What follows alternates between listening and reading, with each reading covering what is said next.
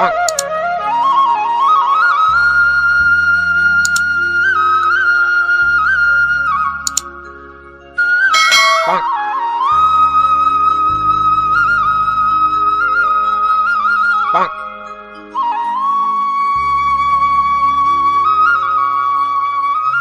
বন্ধু, তাড়াতাড়ি হাত চালা, কাজটা তাড়াতাড়ি শেষ করতে হবে, নয়তো মালিক এসে দেখলে অনেক বকাবকি করবে।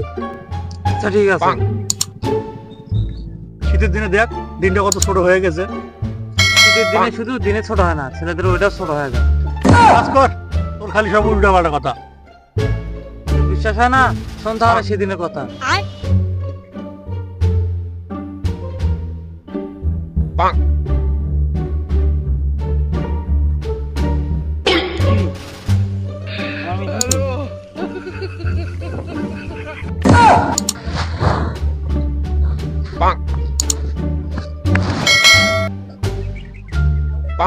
আচ্ছা বন্ধু, তুই নতুন নতুন বিয়ে করেছিস? আরে বন্ধু, তা বিয়ে করলি, কেমন লাগলো? আর বলিস না রে বন্ধু, দুঃখের কথা।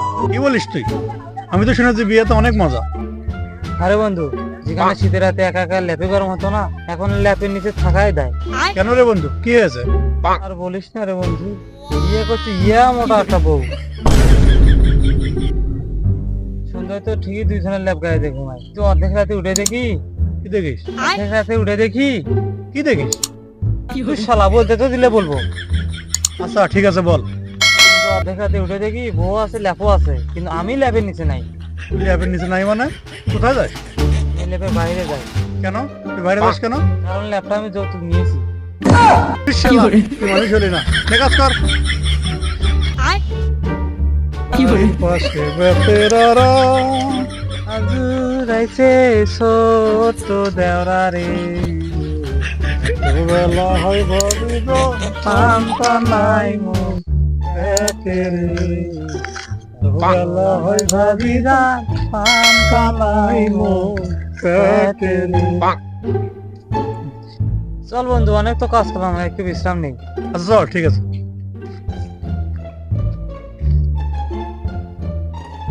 চল এখানে একটু বসি।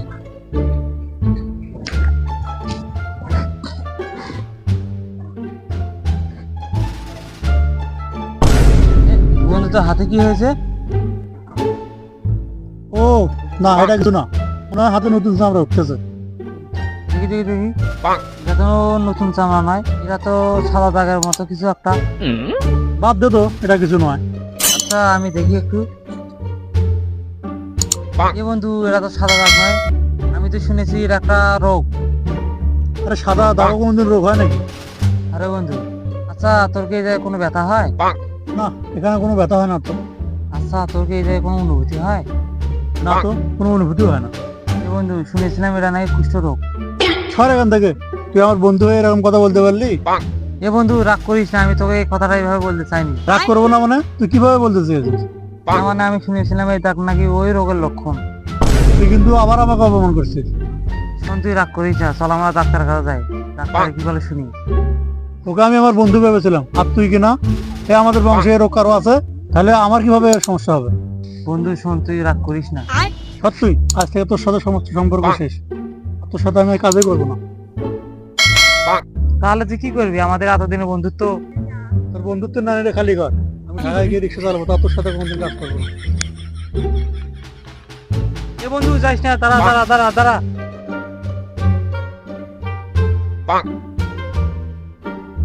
আমি জানতাম তুই ফিরে আসবি, আমাদের এতদিনের বন্ধুত্ব।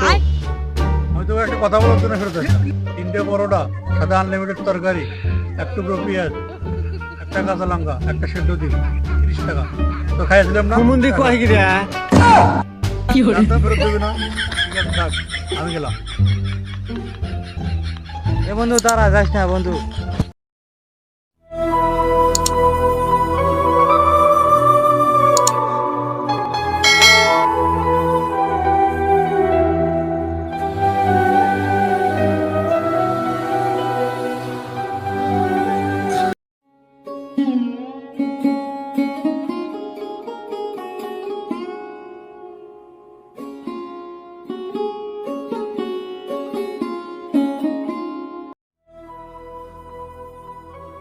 কি আর শহীদুল না হঠাৎ বাড়িতে।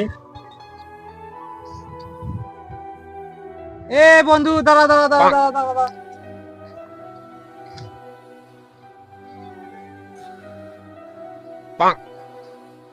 কি রে বন্ধু তুই হঠাৎ বাড়িতে?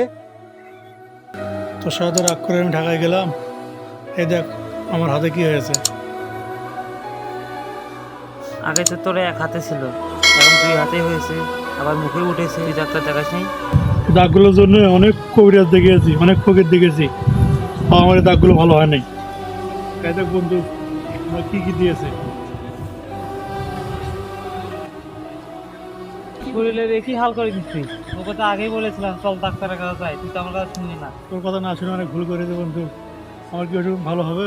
তুই এখন কি করবো? ফলে সব ফল, এর চেয়ে আমরা বড় ডাক্তার দেখাবো, চল। ডাক্তার তো ভালো হয়ে যাবে। ঠিক আছে চল।